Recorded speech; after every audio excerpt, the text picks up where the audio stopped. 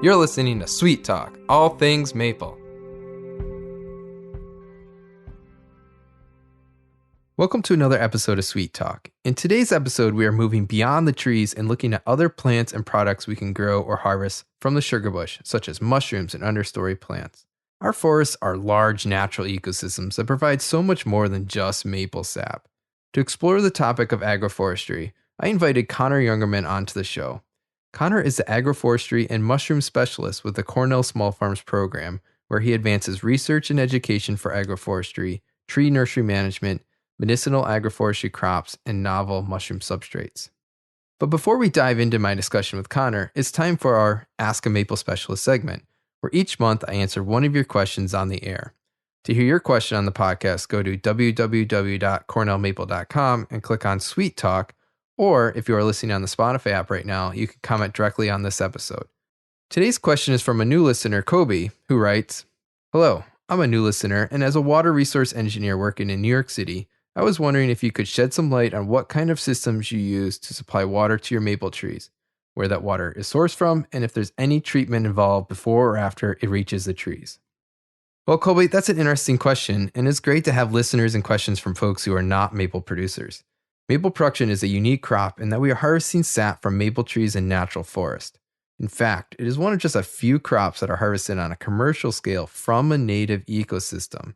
Our maple trees are not planted, but instead growing within forests naturally, and because they are natural forests with a rich diversity of species that are adapted to our climate, we actually don't need to water the trees.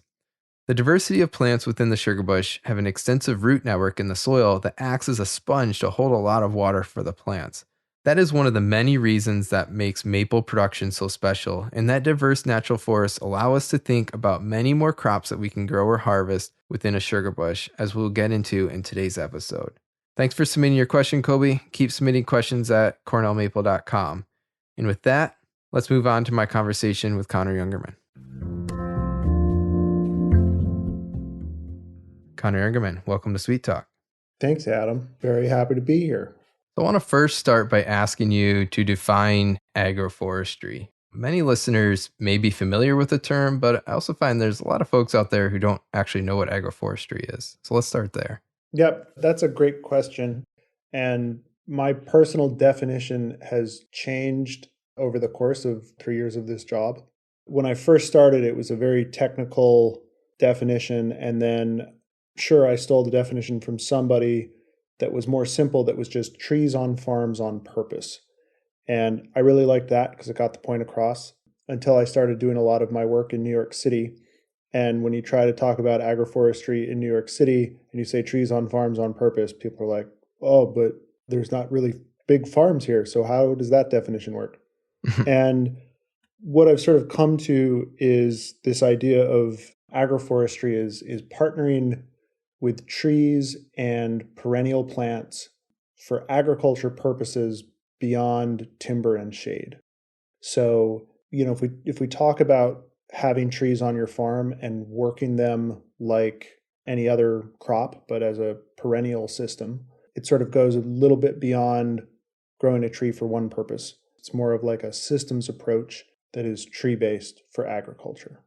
So then, people will say, well, okay, so is an orchard agroforestry? And it's like, oh, kind of maybe. If you put sheep underneath your apple trees to do rotational grazing, yes, absolutely. So the USDA recognizes 5 distinct practices of agroforestry. So that includes silvopasture, which is trees and livestock and forage all managed as a system. That's becoming more and more popular as folks are looking for shade and emergency fodder for animal systems. Then we have alley cropping, which is combining trees with annual crops, typically small grains or vegetables. Then we have riparian buffer systems and windbreaks, which are much more based on using trees for erosion control and habitat for beneficial organisms, as well as providing some sort of production value from those buffers or breaks, and whether that's timber or fruit or ornamentals. And then we have the last one called forest farming. And that sort of is a big umbrella, forest farming, because it can mean that you are farming or growing things underneath the canopy of a forest, or you are growing what's called a food forest, which is very common in cities now. It's becoming really popular, where you're thinking about dense planting, multi-story planting of multifunctional trees that all have some sort of edibility to them. But for the purposes of our conversation today, I would say that maple production is sort of one of the OG agroforestry practices. So you're using those maple trees for syrup and potentially timber, and as a overstory that you can then grow all sorts of other interesting things underneath. And that's what we're going to talk about today. Yeah, definitely. That's a great definition. I'm glad you hit on all those different areas. And obviously, we're going to focus more on the kind of Northeast maple forest for our maple producing audience. But just thinking about our maple producers, agroforesters, if they are only tapping maple trees and then maybe also getting a little timber or, cutting trees for firewood, but aren't maybe doing much more than that. Mm-hmm. Yeah. I would say that that's like the introduction to being an agroforester. You're using a tree for a couple different uses and you're thinking long term. Ideally, you want more of that integrated crop, though, right? Exactly. Ideally, you can stack enterprises. You can grow certain plants under your sugar maples in a way that's not going to affect your sap production and that can diversify your enterprises and, hopefully your cash flow. Yeah, so that's great. And, be able to diversify more and stacking those different commodities and markets within that one business and forest and land area. What are you seeing as far as interest and market growth within the larger kind of agroforestry sector? Yeah, that's a great question. And I would say it's very geographically specific. So because agroforestry has those 5 practices and they're all wildly different, when we talk about what crops, agroforestry crops are cash flow positive, it might be that for some people it's chestnuts and hazelnuts, but that's not going to help you if you want to grow something in the sugar bush. So it's this weird point in time where agroforestry adoption by farmers and landowners is increasing, and there are in fact more farms in the U.S. report implementing an agroforestry practice than there are certified organic farms.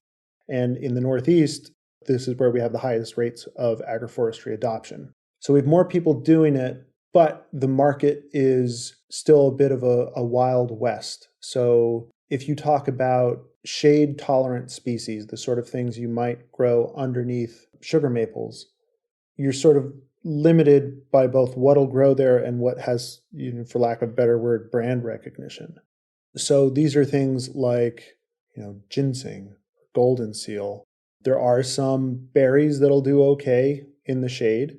And what tends to happen with those blue fruits is what people call them, is you turn that into a value-added product. So I would say right now the demand for like agroforestry crops as fresh produce, that's not where the market is. The market is drying something or making it into a tincture or using it as an additive, which is also not really the right word, to maple syrup or something. So if you're growing elderberries and you can take that juice and use it to make like an infused maple syrup or things like that, or elderberry flavored maple cream. Right. So that's where the market is now. Certainly there are some crops that are, shade pawpaws often you'll come across in the woods. And pawpaws don't make very nice value-added products. And more people are starting to like recognize them as a tasty fruit, but they don't store or ship very well. So agroforestry, it's like you really want to pick a couple, so it's like if you're trying to make money, then you have to be real slick and do your homework and figure out what crops are most beneficial in terms of what markets exist, and that's going to vary regionally. So like there are a couple farmers in Pennsylvania who have ramp U-picks because they have acres and acres and acres of ramps underneath their sugar maples or in their woods, and they can make a reasonable profit sustainably harvesting those and having U-picks in the early spring. but that's not going to work for everybody. That works because they bought land that had a ton of ramps. Same thing with something like ginseng, which has a very high market, but it takes many years to establish a crop like that. And patience is probably the biggest thing.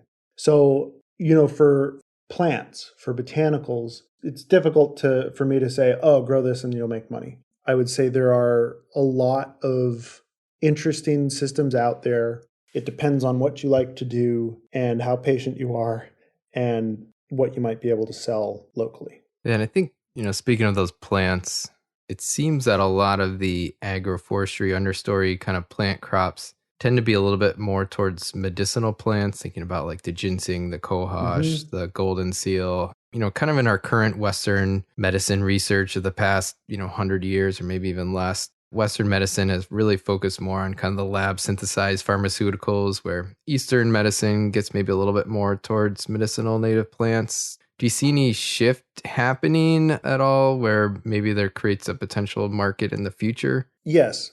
Just like basic consumer data, younger folks are tending to be more open towards non-conventional or complementary styles of medicine. And, it's this interesting thing with a lot of those medicinals you mentioned. So, cohosh or golden seal, bloodroot, ginseng. These are things that were very relevant to medicine on this continent for a very long time, up until about 100 years ago when patent medicines sort of took over the mainstream.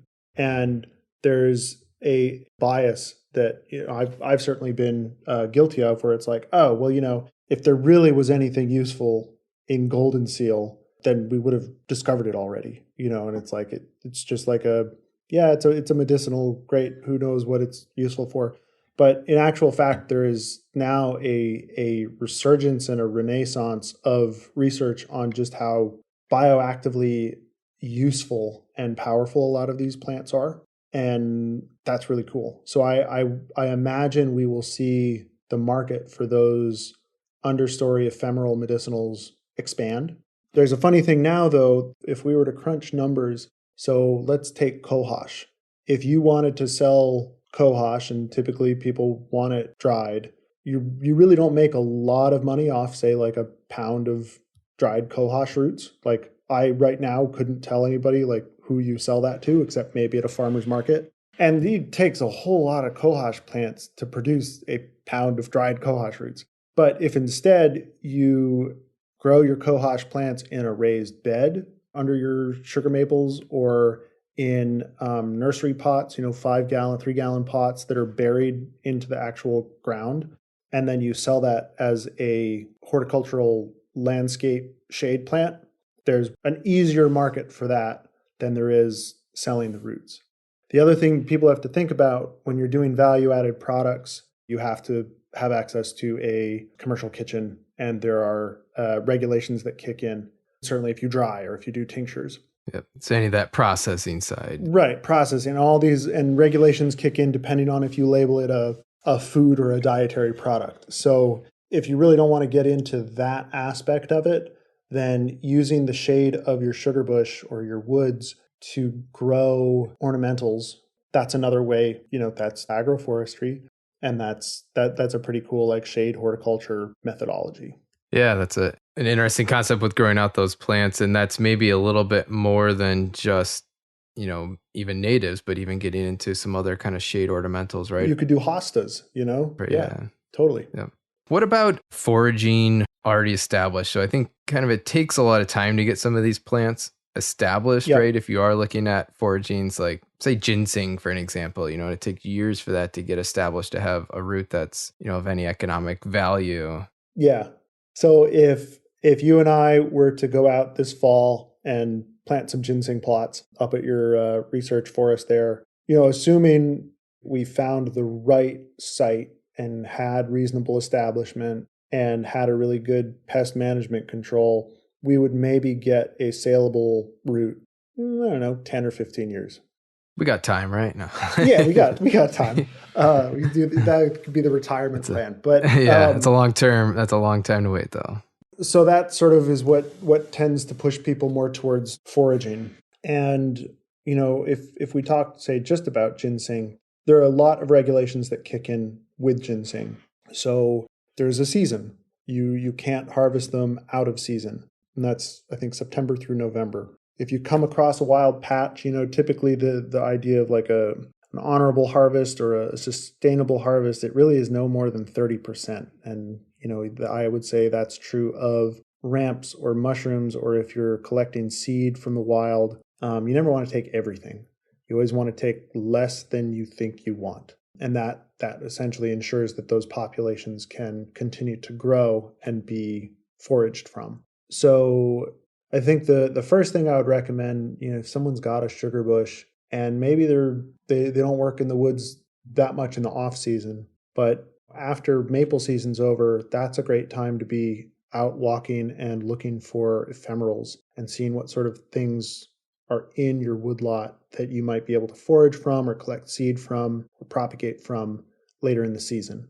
So the first step then is knowing how to identify those plants and what sort of habitats they like, and then just observing and going on hikes and stuff.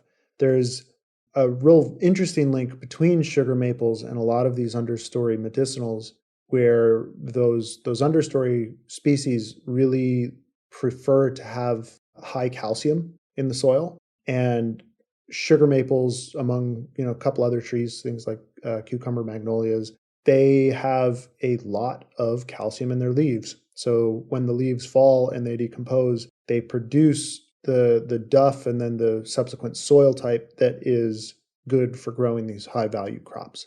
As a follow-up to that, thinking about foraging already established plants, I think you already hit on regulations a little bit more. You talked about if you're more than just harvesting, cutting, doing any processing, that there's Schedule 20C license, but just hitting on that regulation side a little bit more. Like, let's say even just ramps that are wild grown in your forest. Can you harvest those as long as you're not drying them? Can you sell those fresh at a farmer's market? Or even say you've got a big patch of cohosh and you want to come in and take a couple plants and dig them up and put them in pots and sell them. What are the regulations on any of that? If you are selling it fresh, then there really aren't, like you need to be clear of where you are harvesting from, so that you're not on state land, you're on private land, and you have permission from the landowner to be foraging there. But like there are certain like New York grown and certified programs that don't, if you're doing wild forage, you won't qualify for those programs. But generally the regulations are species specific, and they are mostly just about don't take everything. But so depending, I'm assuming that this is an international podcast and we have people all over the world listening. So I guess my thing is, like, look it up before you go foraging for anything. Know what you're foraging for, know the parts that you're foraging for, and know any regulations that are specific to that species. So I know you're really passionate about mushrooms, whether foraging or growing mushrooms. So let's transition kind of away from the plants a little bit. We could spend a whole episode talking about individual types of plants, right? But let's talk a little bit more about mushrooms, because that, I think, is a great fit within a maple sugar bush, is actually growing mushrooms or even foraging wild mushrooms that are within the forest. So let's think about growing different species of mushrooms. What are some good fit for a sugar bush? Well, but while we're just talking about foraging, let me just touch really quickly on mushroom foraging, and then we'll transition. So foraging for mushrooms is very different than foraging for plants. And it's something you want to take your time learning, because you don't want to make bad mistakes. And it is highly encouraged. In fact, most states have regulations that if you are foraging for wild mushrooms to sell, you have to be certified to forage. And that's true in New York State. I believe that's true in all of New England, the Northeast, and Mid-Atlantic. So I think mushroom foraging is great. I am certified to forage mushrooms. I hang out with a lot of foragers. If you know what you're doing, it's wonderful and it's safe, but definitely take a lot more time learning about mushrooms before you go out and harvest. That's all I'm going to say. How do you become certified to be a forager? That sounds kind of interesting. Like who's the third party that does that? Yeah, so right now in New York State, there is one company called Mushroom Mountain that has sort of like the the blessing of the state to offer these trainings, and there are about 40 species that if you pass the certification test, and it's a very rigorous test, it's not just like a fun little online quiz game. It's like months of study and a test that makes you feel like you're in college again and you really can't get anything wrong. Rightfully so, right? You don't want people getting that wrong, right? Like if you're going to be selling. Yeah, rightfully so. This is where you want to have a very strict and robust testing system. So Cornell Cooperative Extension, Columbia Green, I believe every year brings Mushroom Mountain in to do a certification. And there might be other CCEs, but as far as I know, that's the only one. We're actively working with New York State to try to clarify and diversify the training options in New York State. But that's a more longer term, medium term initiative. So that's not anything that's going to change in the next year. So if people want to get certified, then just search, New York State Mushroom Certification Program. The right thing will pop up because there's just one. Okay. Yeah, that's great to know. It's certainly important. And so with that certification, that would allow you to forage and harvest those different ones. So thinking about foraging in the sugar bush, what are some common species that across at least New York State here or New England that maple producers might find? I know for me, the ones I feel comfortable identifying with are chicken of the woods and oyster mushrooms, at least. And I see within our sugar bush from time to time. Yeah, so it depends a lot on where you are and what the climate's like, but certainly things like this time of year, probably you'll be seeing chanterelles and black trumpets, which grow out of the ground. They're mycorrhizal fungi, so they have a relationship with plant roots. Things like boletes are another tasty one. Boletes are tricky. Boletes are kind of like the little brown bird of the mushroom world, so you have to know a whole lot to find the right ones. But those are kind of the two I would stick with. The ones you mentioned are a different kind of mushrooms. Those are decomposing mushrooms. So typically the ones you find growing out of the ground are fungal species that have formed a relationship with plant roots and the fruiting body, which is the mushroom. So like the actual fungal organism is much bigger than just a mushroom, right? It's like you wouldn't take an apple and say, look, here is an apple tree, right? We recognize that the apple is the reproductive structure of the tree. That's the same thing as in the fungal world, at least with mushrooms, so basidiomycetes. The thing we eat, the fruiting body, its only role really is reproduction. The actual fungal organism is a network of these threads called mycelium. And so mycelium they have all, name a role in nature, and there's probably some sort of fungal tissue involved.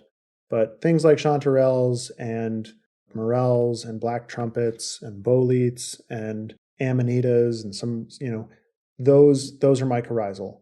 When we talk about growing mushrooms, the focus there is on decomposer mushrooms. So these are mushrooms that grow on wood and live on wood. And these ones, we can grow them pretty successfully. So in New York, kind of all over, but so the focus would be on things like shiitake and lion's mane, oyster mushroom, turkey tail, reishi, chicken of the woods, hen of the woods, chestnut mushrooms. These are all ones that you can, in theory, grow in the woods on old wood. Sort of for any mushroom species, before you decide you're going to try to grow it, you want to make sure it's compatible with the wood that you have. So the nice thing about maple, sugar maple specifically, is it sort of has a pretty broad applicability to growing mushrooms. So shiitakes do really well on sugar maple. Lion's mane does really well on sugar maple. And these are our the two highest value specialty mushrooms you can grow in the sugar bush. Well, what about, I feel like and even as a sugar maker, I would push back and be like, well, I don't want to cut my sugar maple down. Like obviously there's trees that need to come down. It's okay to cut a sugar maple, but within maybe a maple forest, for example, I think of oftentimes a lot of beech understory that we want to thin out. Maybe like what are some other woods beyond sugar maple that grow well in that shade of an understory of a sugar maple, but other wood that might be there? So beech is really good. Oak is quite good, especially for shiitakes. If you have things like poplar, then you can start thinking about growing oyster mushrooms. Hop hornbeam, also good for shiitakes. But so what you can do if you go to a mushroom supply website is they typically will have a table that lists all sorts of tree species and all sorts of mushroom species and who's compatible with whom. A lot of people ask about ash because ash is on its way out. And you can probably grow turkey tail on ash. Turkey tail is pretty much medicinal only, but a number of folks I know grow it successfully on ash and turn it into a tincture, and tincture sells quite nicely. But I'll push back on your pushback a little bit here. So yeah, you're not going to cut down your big mature sugar maples, but having walked through Arnott Forest, where Cornell has a pretty nice sugar bush, storms come through, branches fall off, trees fall over, and inevitably things need to be thinned. And especially if you're sort of in the earlier stages of long-term management of woodland for maple production, a lot of people will thin their low-value trees. That ends up becoming firewood. And yeah, you can make a little money selling it as firewood. But if you take those same trees and you cut them into 3-foot sections, you can grow mushrooms on them. Or you can sell them as 3-foot sections to mushroom farmers who will buy wood from you specifically for growing mushrooms. And there's a caveat to that. So if you want to grow mushrooms on wood, it has to be fresh sometime in the last 3 months. So you can't grow mushrooms on wood that has been just like sitting and is dead and rotting. If it's rotting, it means there's already mushrooms growing in it. So I think there's plenty of, understory or trimming or trees to fall over in the sugar bush.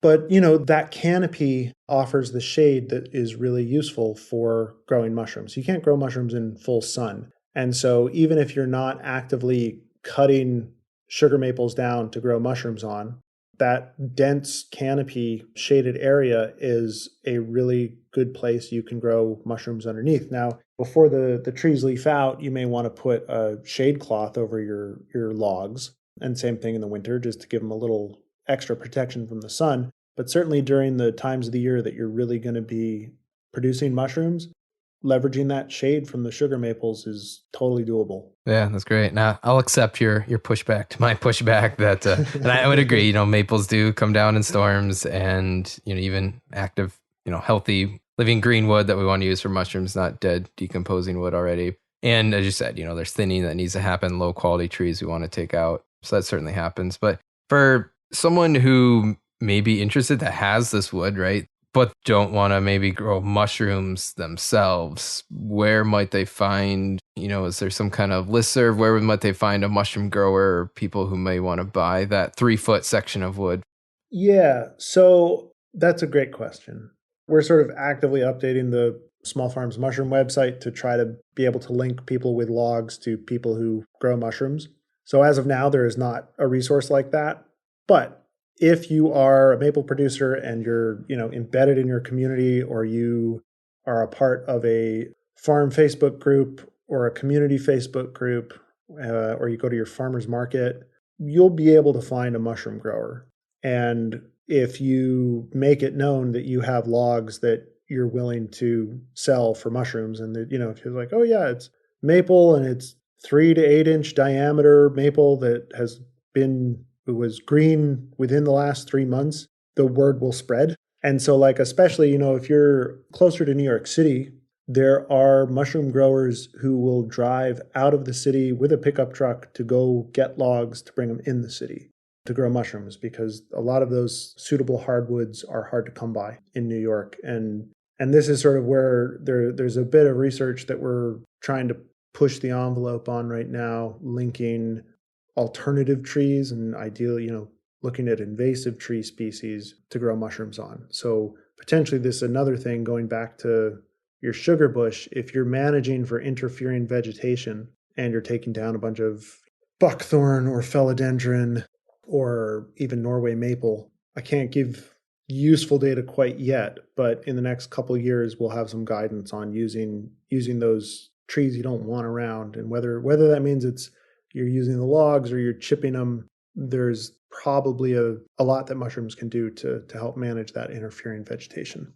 Yeah, we'll have to follow back up in a couple of years, I guess, for your research results on that. That's right. Are you someone that connects sometimes, like say somebody is a little bit closer to New York City, are you one that would help connect with some of those mushroom Oh, for growers in the sure. city? Sure. If there are people who are like, hey, I've got all this wood, there's negotiation to be had between the sugar maple people and the mushroom people about like what is a fair and equitable price for logs. But certainly there are folks in the Hudson Valley who have made part of their living selling logs for mushrooms to people downstate, or even just people around, So like even here in Ithaca, there are folks that don't know where they're going to get logs. So they're always talking to foresters or linemen from NICEAG or something and trying to source wood. So I think if you are managing a sugar bush and you want to sell some of your logs for mushroom growers, just put it out there and someone will find you. And if not, then just shoot me an email.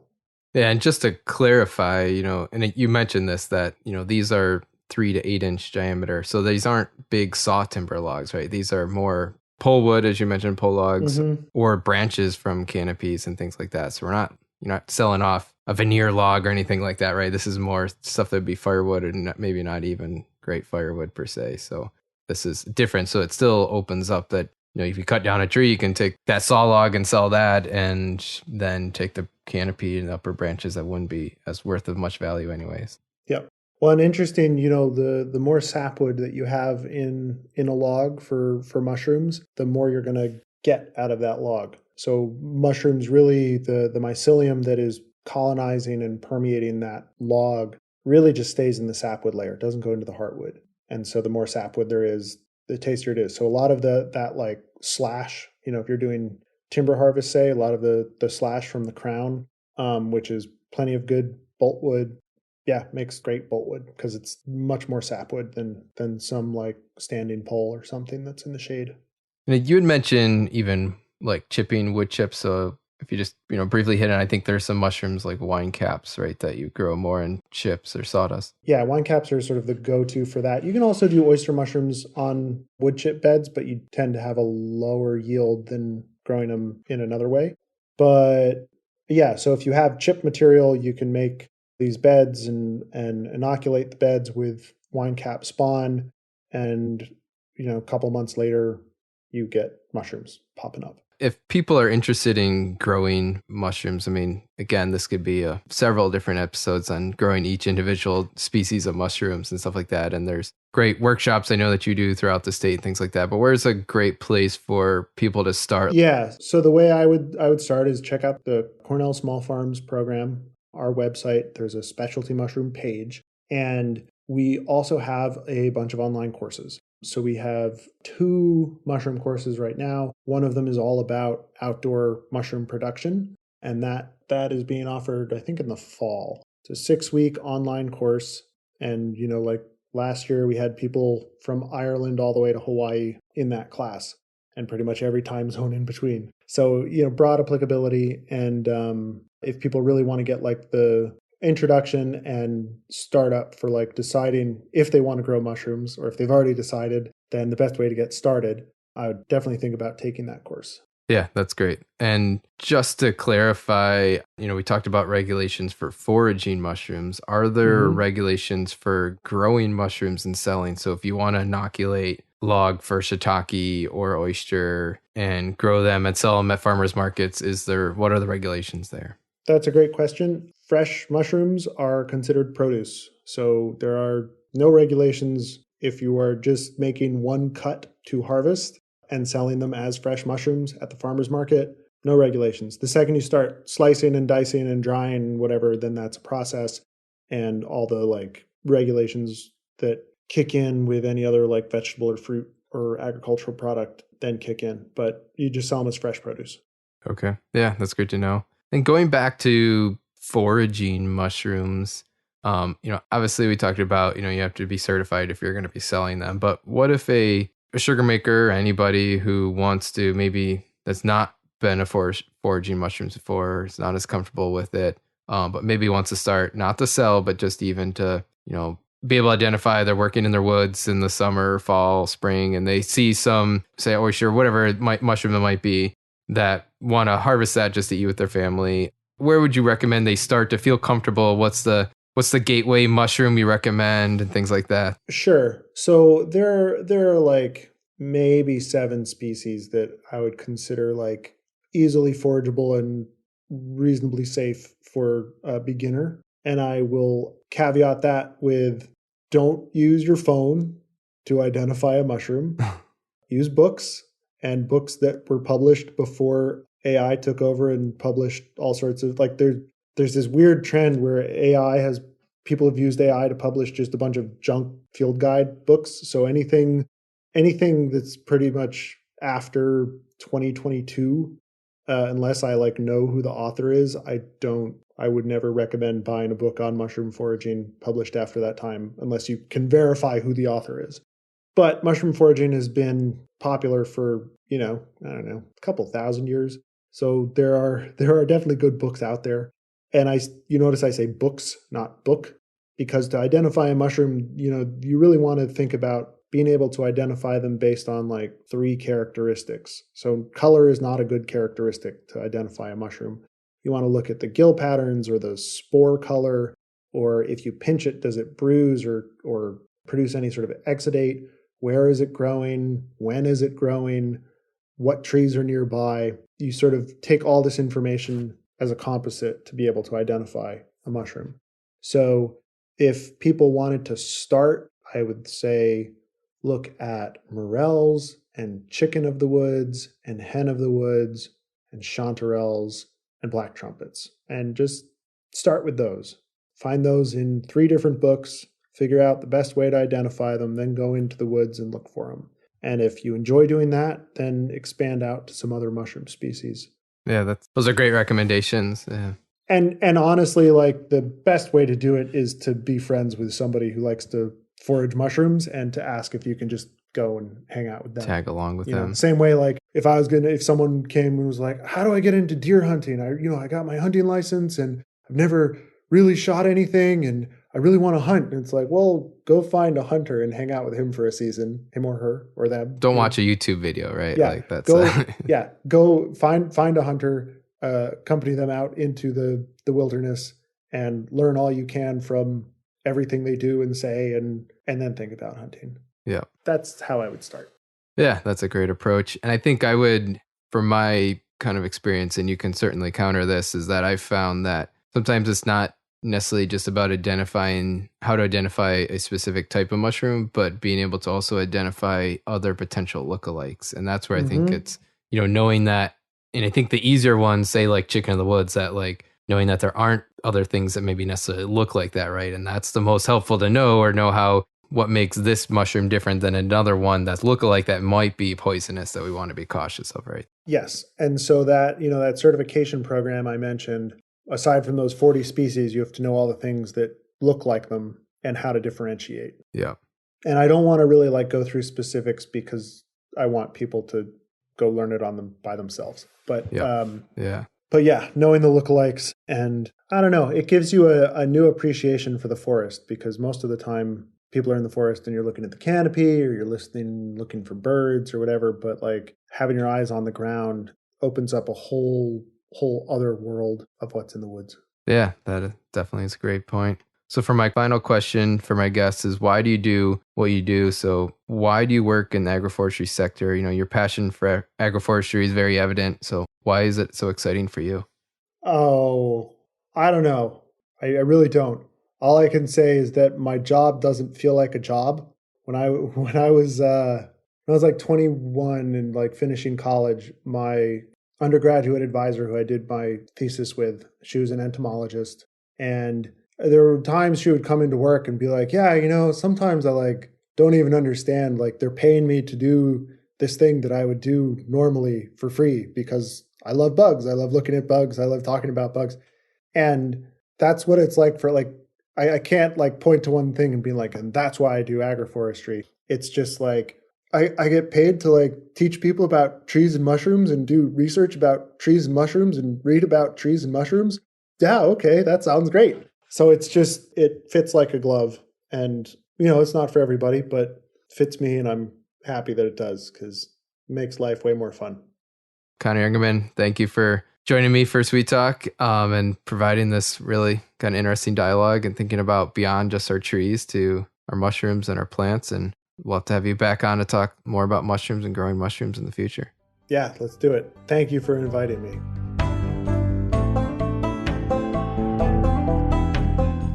Thank you for joining us for Sweet Talk, all things maple with Aaron and Adam. Sweet Talk is produced by the Cornell Maple Program and is made possible with funding from the New York State Maple Producers Association and the USDA Agricultural Marketing Service. All music is obtained from Blue Dot Sessions. For more information on all things maple, visit cornellmaple.com. Have a sweet day.